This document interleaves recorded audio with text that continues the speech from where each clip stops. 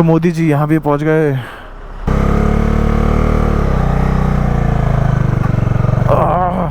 बहुत ही ज़्यादा बुरा रास्ता है। तो मेन तो मेरा मोटिव यहाँ पर आने का अन्नपूर्णा देखने का था, जो यहाँ पे दिखता है, पर अभी बादल छाए हुए हैं पूरे में।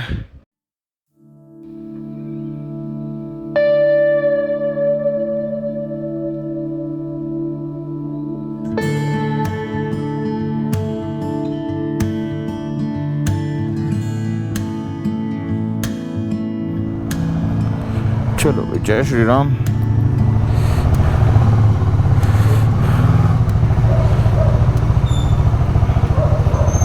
कुछ रहता नहीं क्या था, ठीक है।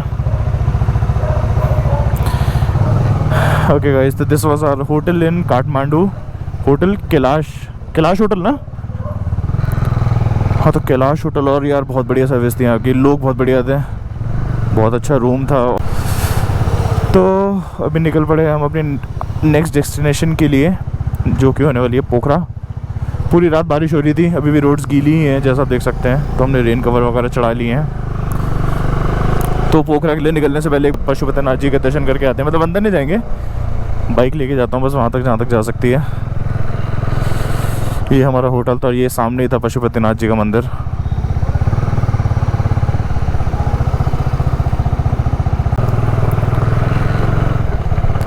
हल्की हल्की बूंदाबांदी तो हो रही है अभी भी, है ना।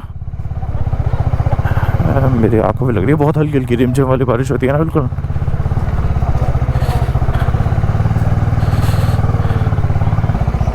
तो यही है सामने पशुपतिनाथ जी का मंदिर। एक एंट्री यहाँ से भी है, एक थोड़ी सी आगे से भी है। तो 3 बार दर्शन कर चुके हैं हम यहाँ पे ऑलरेडी। तो खींच ले हमने अपनी बाइक की फ़ोटो भी यहाँ पर पशुपतिनाथ मंदिर के आगे। अब बस निकल रहे हैं यहाँ से आगे के लिए।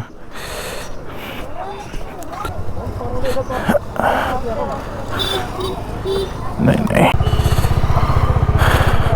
हाँ हो रही है हल्की हल्की बारिश। हाँ नहीं, चलते चलते लगती है ना आँखों में।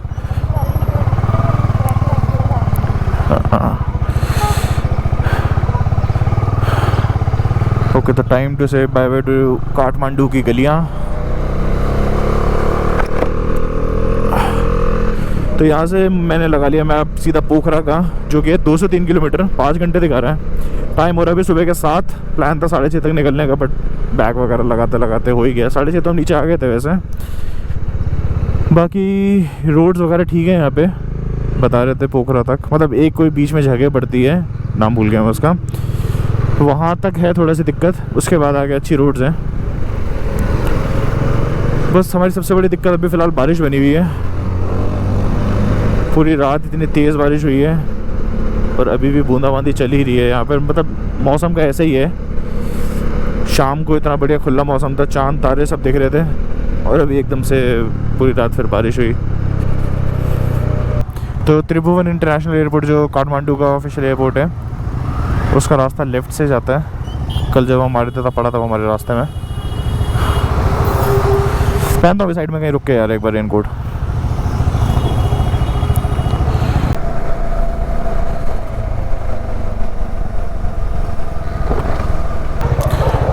तो कुछ तो बड़ी इंपॉर्टेंट सी बिल्डिंग आई है यहाँ पे लेफ़्ट साइड में हमारे। आई थिंक पार्लियामेंट टाइप कुछ है यहाँ पे। सच में बड़ा सुंदर शहर है काठमांडू। एक साफ़ सफाई बहुत है यहाँ पे, कहीं भी रोड पे कुछ मुझे ऐसे गंदगी वगैरह नहीं दिखे। बड़ा साफ सा, नीट एंड क्लीन, बड़ा ऑर्गेनाइज शहर लगा मुझे तो।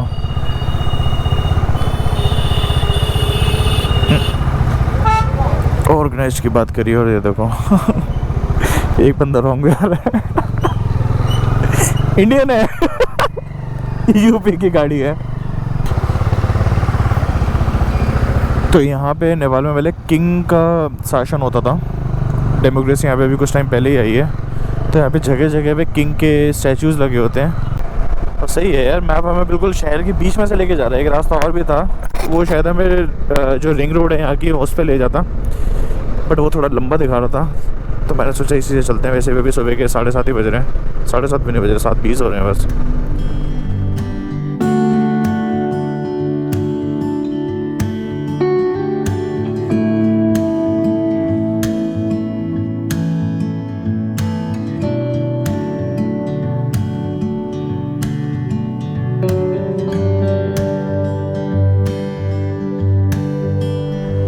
तो यहाँ से एक बार पेट्रोल और डलवा लिया मैंने ऐसे ही, वैसे तो एक ही बार गिरा था बस, बट ठीक है ब्रेक भी हो गया हमारा। तो 400 रुपये का 2.14 लीटर्स तेल आया, यहाँ पर भी 187 ही है। तो ये जगह है धादेड़, छोटा सा एक और टाउन आया है। तो यहाँ पे वैसे ही है उत्तराखंड और हिमाचल जैसे ही है कि रास्ते में बीच में छोटे छोटे टाउन आते रहते हैं।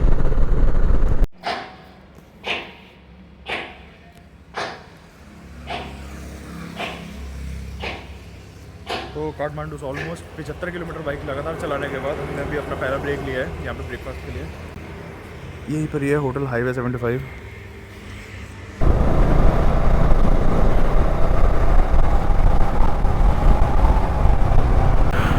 तो ये कोई एक शहर आया है, पूरे में ट्रैफिक लग रहा है, पूरी लंबी लाइन लगी हुई है बसेस वगैरह की, और गूगल मैप में पूरा लाल दिखा रहा है। अच्छा मनोकामना है, ओके ये मनोकामना है शहर होगा, आई थिंक कोई मंदिर वगैरह होगा। वहाँ ऊपर तक पूरी केबल कार जा रही है।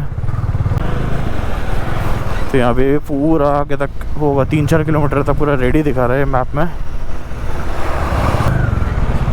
पिछले 4-5 किलोमीटर से ऐसी ट्रैफिक है, वो तो बस शुक्र है भगवान के हमारे पास बाइक है जो हम साइडों से निकले जा रहे हैं।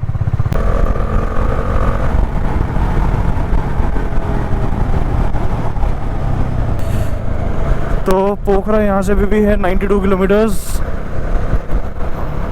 ये भी अच्छा सा शहर है, शायद मनोकामना का ही पार्ट है ये भी, क्योंकि बताया था कि मनोकामना काफ़ी बड़ा शहर है।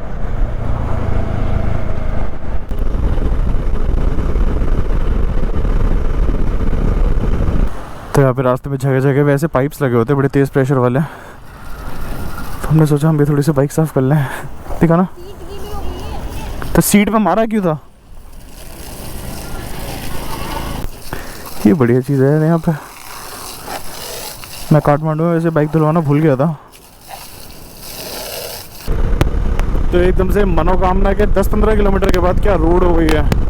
ये चीज़ मुझे काठमांडू में बताई थी होटल वाले ने भी, कि जितनी दिक्कत होगी बस मनोकामना तक ही होगी, उसके बाद तो बिल्कुल हाईवे है प्रॉपर।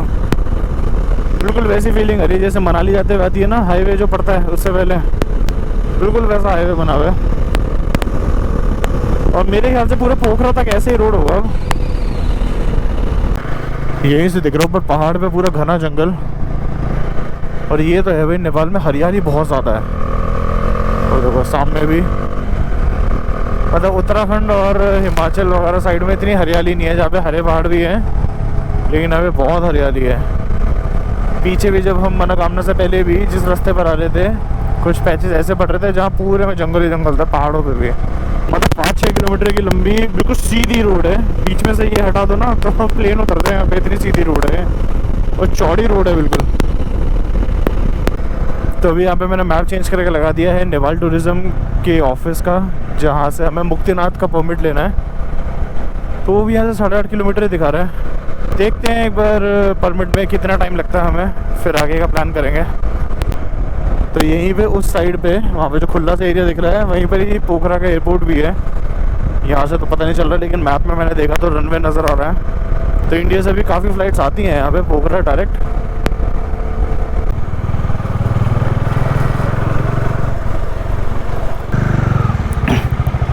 तो यहाँ पे दुकान में पेट्रोल मिल रहा है, ऐसा कुछ पहली बार देखा है। उधर ना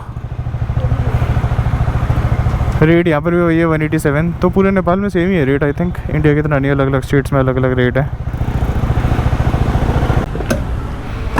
तो 1000 नेपाली रुपए का तेल अभी भी आ गया फिर से। तो यहाँ पे एक बढ़िया चीज़ और है, इसे कर दो। अच्छा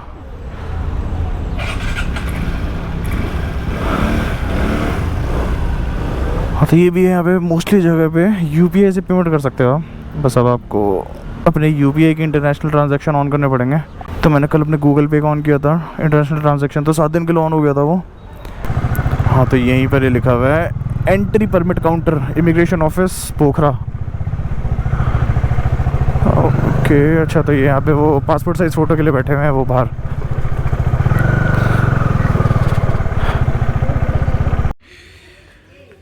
तो ये है नेपाल का टूरिज़्म का बोर्ड, और यहाँ पे परमिट बनवा लिया हमने अभी अपना।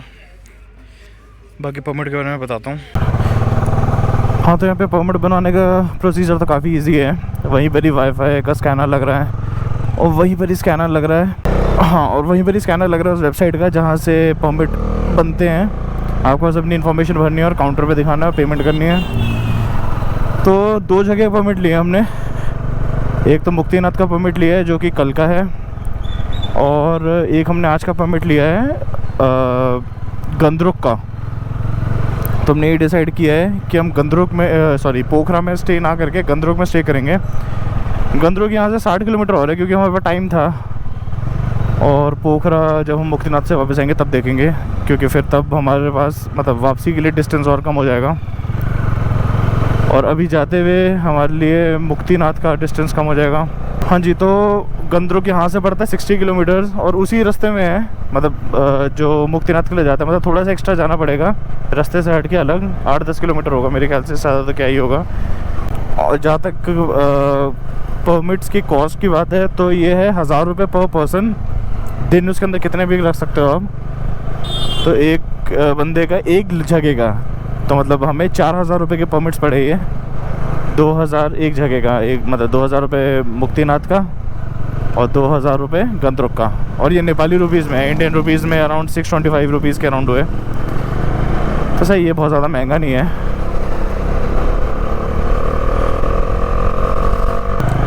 एक चीज़ मैंने नोटिस करी है, यहाँ पे गूगल मैप भी आपको रॉन्ग वे जाने के लिए कहता है। पीछे कोई रास्ता था नहीं, बट गूगल मैप कह रहा है रॉन्ग वे जाओ और आगे से घूम कर आना पड़ेगा। बाकी इस समय हमें पूरे में सामने हिमालय दिखने चाहिए थे, बट पूरे में भी बादल छा रखे हैं।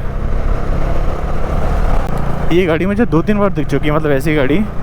और ये है नेता कंपनी की गाड़ी, नेता भी। तो यहीं का कोई लोकल ब्रांड होगा आई थिंक, नेपाल का ही। और कलर तो बहुत बढ़िया लग रहा है इसका।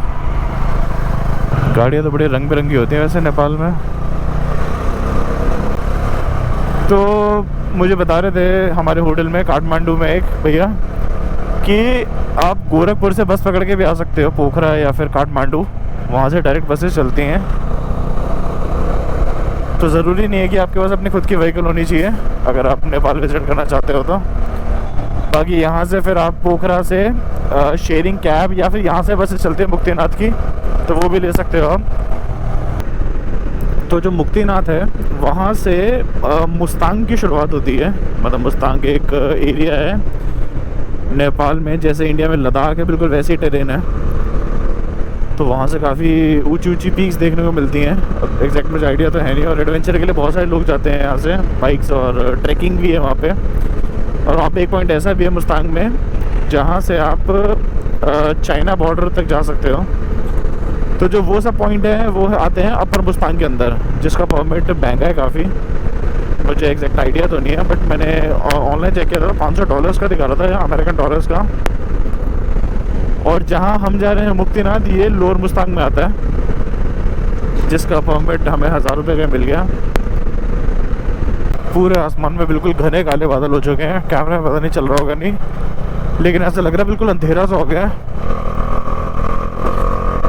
जब से हमने नीचे प्लेन से ऊपर पहाड़ों में चढ़ना स्टार्ट करा है, तब से तो ऊपर ठंड ज़्यादा लगने लग गई है। भाई साहब, ऊपर वो पूरा पहाड़ बादलों से ढका हुआ है। और यार अब ठंड लगनी स्टार्ट हो गई है। ग्लव्स मुझे लगता है पहनने ही पड़ेंगे, पहन तो यहीं पर ही रख रखे थे।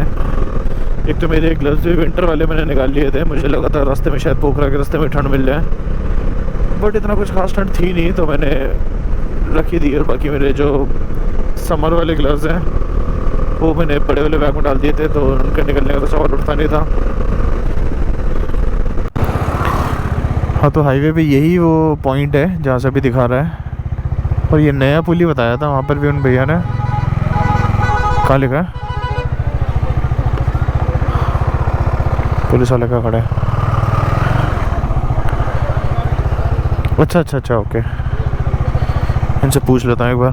भैया, गंदरुक के लिए यही तो जो पॉइंट है जहाँ से हम राइट मुड़े हैं हाईवे पे से, यहाँ से भी दिखा रहा है 17 किलोमीटर गंदरुक।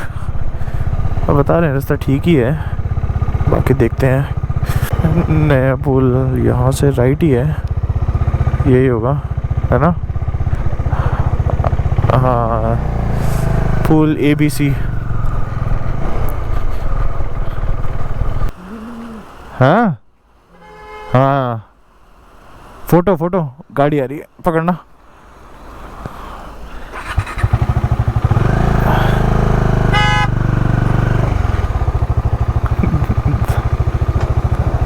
जाए।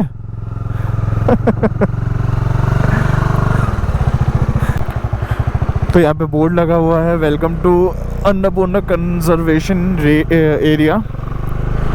तो इसका मतलब है अभी हम आ गए अन्नपूर्णा कंजर्वेशन एरिया के अंदर। तो यहाँ से जो अन्नपूर्णा पहाड़ है, अन्नपूर्णा 1, उसके बेस कैंप के लिए ट्रैक जाता है।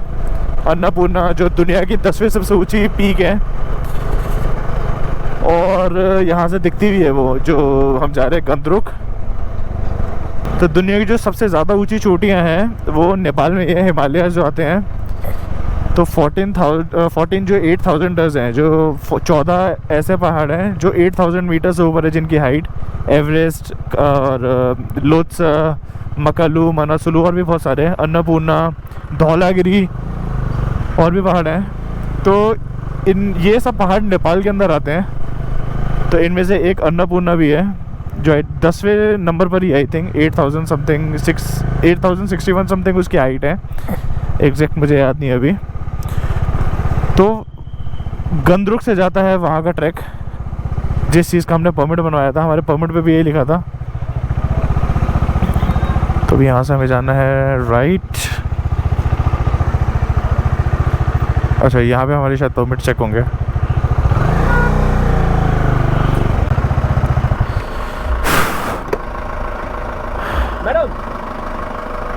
वहाँ ओके। हाँ, तो जनीता के हाथ में कुछ वैसा है परमिट। ये भी नीचे नदी बह रही है और आगे एक डैम है। नदी है ये, देखता हूँ मैं कौन सी नदी है। मोदी मोदी रिवर है। तो मोदी जी यहाँ भी पहुँच गए। ये क्या है? अच्छा, ये तो बुकलेट है, पता नहीं क्या लिखा है। हाँ, तो कुछ ऐसा होता है परमिट, और वो परमिट है हमारा मुक्तिनाथ का, जो कल के लिए हमारे काम आएगा। अभी पहला परमिट गंद्रुक का है। एक कॉपी ये लोग अपने पास ही रख लेते हैं, एक कॉपी वहाँ पे रखते हैं जहाँ पे परमिट बनता है। अभी पोखरा में जहाँ परमिट बनवा के लाए हैं, एक यहाँ पे रखते हैं और एक हमारे पास रहेगी। पूरे में केले के पेड़ हैं। ओ भाई साहब, इस तरफ भी केले के पेड़, इस तरफ भी केले के पेड़। देखे तेरे केले के पेड़ जिंदगी में एक साथ कभी? तभी यहाँ पे नेपाल में केले होते हैं इतने सारे। ये देखना, ओ वाह, कच्चे केले। ये देखो ना, ये रहे कच्चे केले। जिन रास्तों पर डरता वही रास्ते आ गए, खराब बिल्कुल एकदम रास्ते। देखिए, एक ये रास्ता भी है गंद्रुक का, जो ये सीढ़ियाँ बनी हुई हैं और लिखा हुआ है वे टू गंद्रुक 3 hours। तो बहुत सारे लोग ट्रैक करके भी जाते हैं गंद्रुक के लिए, मतलब स्पेसिफिकली वो लोग जो अन्नपूर्णा बेस कैंप के लिए जाते हैं ट्रैक करके। तो वो एक्लेमेटाइज होने के लिए छोटे मोटे ट्रैक कर लेते हैं ऐसे पहाड़ों में। बाकी अब रोड तो बन ही चुका है। पहले गंद्रुक आने के लिए भी ट्रैक करके ही आना पड़ता था, नीचे एक पॉइंट था वहाँ से, बट अभी ये गंद्रुक तक का रोड तो बन ही गया है। एक टाइम आएगा ये लोग अन्नपूर्णा तक का ही रोड बना देंगे। इंडिया में तो बहुत सारी जगहों पे ऐसा हो रहा है वैसे, कि जो पहले ट्रैक्स थे उनको ख़त्म करके वहाँ तक पूरी रोड बना दी गई है। इंडिया में एक ट्रैक है मिलम ग्लेशियर का, जो मुंशियारी की तरफ से जाता है जिसका रास्ता, उस पूरे ट्रैक को ख़त्म करके, अभी की बात है 1-2 साल पहले की, एक पूरी रोड बना दी है और अब गाड़ियाँ जाती हैं वहाँ तक, बाइक वाइक जाती हैं। बस अब जो ट्रैक है वो मेरे ख्याल से 1 किलोमीटर का रह गया होगा। तो ये चीज़ सही में बड़ी मतलब सोचने वाली चीज़ है कि हम क्या कर रहे हैं इन प्रकृति के साथ, इन पहाड़ों के साथ। क्योंकि ज़्यादा गाड़ी अगर वहाँ पे जाएंगी तो ऑब्वियसली बात है पॉल्यूशन भी होगा उन जगहों पे। वैली ग्लेशियर्स की बुरी हालत हो रखी है, डेवलपमेंट के नाम पे प्रकृति को ख़त्म कर रहे हैं हम लोग।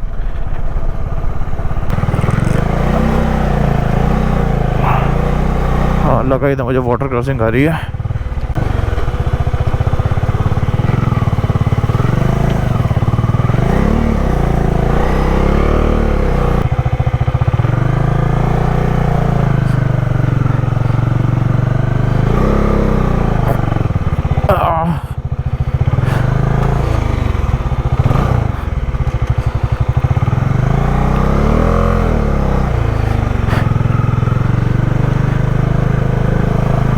ओह भाई साहब बहुत गहरा था।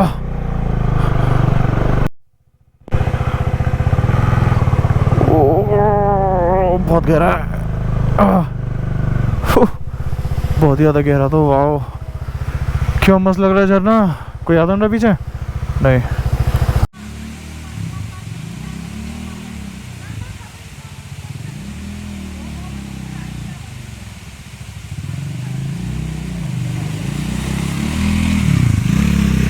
अरे यार यहाँ पे लिखा है व्यू पॉइंट रेस्टोरेंट और हमें कुछ नहीं दिख रहा बादलों के अलावा। उस तरफ दिखता होगा अन्नपूर्णा और यहाँ सिर्फ बादल दिख रहे हैं। जब से यार हम नेपाल में खुश हैं, हमें बारिश के अलावा और कुछ नहीं मिला है मौसम के नाम पे। काठमांडू में थोड़ी देर के लिए धूप वगैरह आई थी, लेकिन बारिश तो ऑलमोस्ट रोज़ ही हुई है। ऑलमोस्ट क्या रोज़ ही हुई है। मुझे इतना आइडिया नहीं है। और शिट सामने देखना है भगवान। उतर जाओ भाई। हाँ जाओ पहुँचो। साइड से ही जाना पड़ेगा। जूतों की तैसी तैसी होना पक्का है।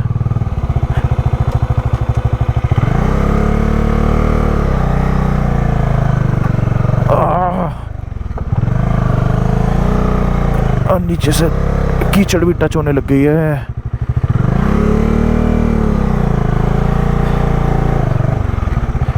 शिट ओके फंस गए।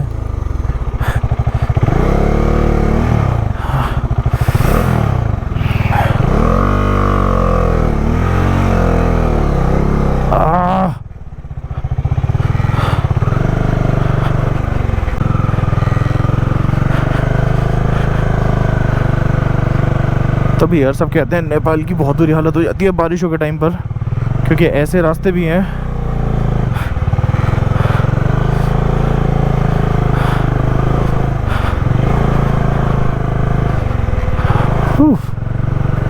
निकलता हम गए किसी तरीके से।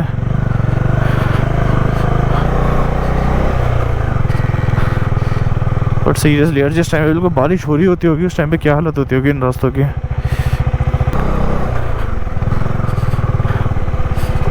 तो ये आखिरी का 4-5 किलोमीटर तो बहुत ही बुरा रास्ता है, बहुत ही ज़्यादा बुरा रास्ता है। खासकर जो बीच में ये ऐसे कीचड़ वाले पैच आते हैं ना, अभी तो ये जैसे साइड में जगह है तो हम निकल पा रहे हैं। कुछ जगह तो ऐसे आते हैं जहाँ पे कैमरा ऑन करने का टाइम नहीं मिलता। और आई थिंक इतनी कड़ी मशक्क़त के बाद हम फाइनली पहुँच ही गए हैं गंदरुक। हाँ पहुँच गए। अरे वाह भाई साहब बस आ रखी है यहाँ पे। तो गंदरुक शहर में आए हुए हमें 1 घंटा तो हो गया है और स्टे ले लिया था हमने अपना। रोड पे ही ले लिया था हमने स्टे। वहाँ पे खड़ी बाइक हमारी और वहीं पे स्टे है। तो यहाँ पे रोड के साथ स्टेज के काफ़ी कम ऑप्शन है। बाकी अभी हम देखने जा रहे हैं गंदरुक में क्या क्या है। ऊपर ऐसे पैदल का ही रास्ता है। वैसे गाँव तो बड़ा सुंदर है। और भैया ने हमें बताया कि यहाँ पर ऊपर ही है एक मंदिर हैगा, लेकिन वो ऊपर जंगल में जाके है। तो मेन तो मेरा मोटिव यहाँ पर आने का अन्नपूर्णा देखने का था जो यहाँ पे दिखता है। पर अभी बादल छाए हुए हैं पूरे में। देखते हैं सुबह अगर मौसम खुलता है तो। बाकी ये रास्ता है। बाकी ये है कि यहाँ पे स्टेज के ऑप्शन काफ़ी हैं, पर हमारा ये था कि हम बाइक पर थे तो हमें ऐसे स्टेज चाहिए था जहाँ पे बाइक को हम खड़ा कर सकें। लेकिन अगर आप ट्रैकिंग वगैरह के पर्पज़ से आ रहे हो या फिर सिर्फ गाड़ी में आ रहे हो तो ठीक है, यहाँ पे गाड़ी हम नीचे खड़े करके ऊपर आ सकते हो।